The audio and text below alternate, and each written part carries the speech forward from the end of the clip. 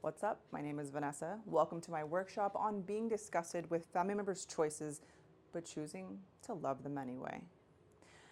I've got around four different topics that I'm going to be discussing that I feel are absolute game changers if you want to make things work with your family and be able to be in a room and coexist without feeling that stomach drop, wanting to hide in a hole and move to a different country kind of feeling.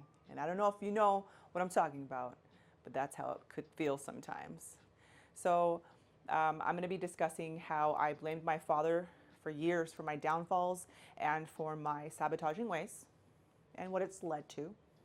How judging my family members' choices in life have ruined my relationships with them, and why I kept looking for encouragement and compassion from the same family member that showed me that they were incapable and unavailable for me. And not just me, just in general. And why it's hurt me to share my dreams and my passions and my goals with my family. So number one starts off with my father. For the longest time, we would bash heads, growing up. I remember talking back quite a bit. And I could not understand why he was just so angry and bitter. And he had this really fun, playful side to him, but it was also just a complete opposite where he was just angry, just frustrated. And so for the longest time, I would give him hell for it. And growing up, after I was done moving out of my parents' house, I remember becoming a mother very young in life, and I literally started to mirror the very things that I hated that my father had done. I was screaming quite a bit. I was passive aggressive.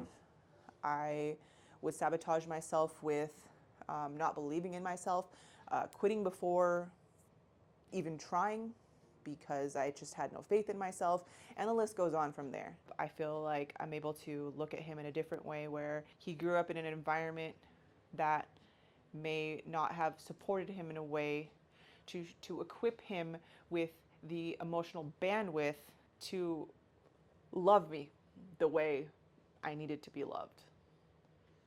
He just was not equipped. Now, looking at my father from that perspective gave me such a bigger insight on blaming him. And it went from blaming him to understanding a little bit more of why he was the way he was. And who am I to say that, what he chose was wrong, how he lived was wrong. The next topic is going to be about family dysfunction and how to collide both of those worlds. And by that I mean your family members and yours, without letting their opinions, their words affect you emotionally to the point where you've got that pit drop in your stomach, you've got the churning in the pain in your heart. You want to leave, you want to beeline right out of that event. I've I've realized that a lot of this has to do with expectations and expectations with like how they should be living, how they should be carrying themselves, what their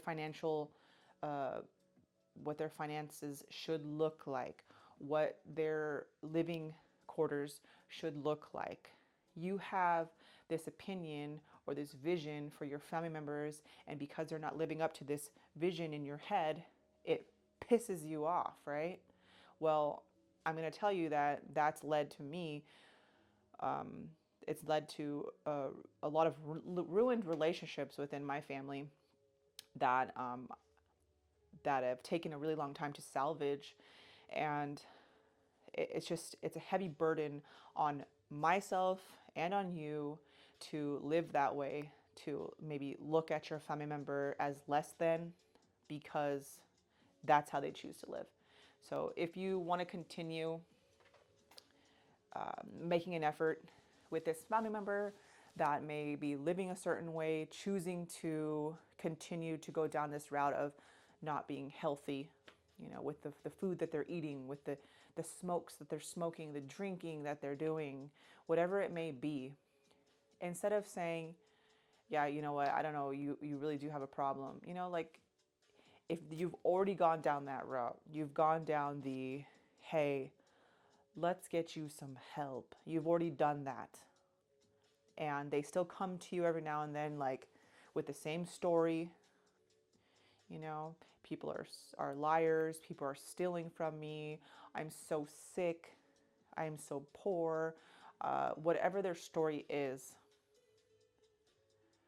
show them some compassion instead. Some empathy and compassion can go a long way.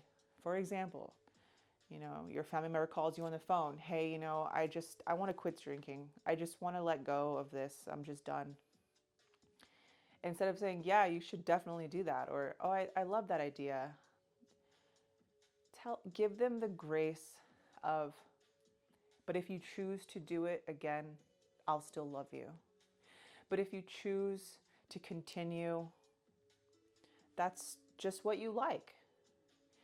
And watch how these stories that they have gripped on for so long, these vices that they have, these ways of living, completely start to just fall back and fall away. But you have to be okay with, what if it doesn't? As long as it's not destructive behavior where, this family member is, destroying your property, or, punching you in the face, or disrespecting you on that kind of level, that's a little too far. You do got to set some boundaries. But I'm talking about that family member that just calls to complain a little bit, and it's hella repetitive, and it seems to be a cycle of theirs, and they just want a little bit of empathy and compassion. That's helped me a lot. And seeing my family members in a different light, and knowing that they're making the best decisions that they can for themselves, for what they're available for, has been huge. It's like, I'm not judging them or expecting them to be some perfect version of themselves. And then it makes me do this exact same thing, letting go of the judgment of myself and the frustration and expectations that I have on myself. And I'm able to enjoy time with them without viewing them as such fuck ups. That's just it, honestly. That's just what it is. And that's beautiful. Last one is why it's hurt me to share my dreams with a family member, and wanting a family member to be there for me emotionally when they've shown me time after time that they are unavailable to hold that amount of space for me, which has ultimately hurt my feelings. So the first one is with the dreams and aspirations. Sometimes we've got these family members, they're there, and you want to call them and you want to share with them the good news that you have. You've got a new job, or you've got this new venture or a new hobby, and you call them on the phone so excited, and their reaction is, that's cool. And then they change the subject, and you just feel like, gosh, are they even happy about me? Or are they even happy or excited? Or like what was that kind of response? But they've shown you over the years that they see things a certain way. You can either continue to try and express how that hurts your feelings. You can try to share with them about how you would like them to respond with a little bit more compassion. But at the end of the day, what I've noticed for myself is that they're just unavailable to host that much emotion and openness. So expecting them to react or respond a certain way, it's just leading to more heartbreak. So what I did was, I just know not to call that certain family member when I've got amazing news. I will share with a friend or my partner or my kids. they'll be stoked for me. Just know that that family member sees things a certain way, and that's all right. That's just how they view things. Now, wanting a family member to be there for you emotionally, as I mentioned, that one's a tough one. You know, that one broke my heart quite a bit throughout the years. And I would always just question myself, like, gosh, am I never going to be good enough? Am I just not, my ideas, are they not good enough? Do I need to model the same the behavior and go after the same goals that this family member has in life to show them that my thoughts are worthy? And the answer is no. The answer is no. That took me a long time to understand.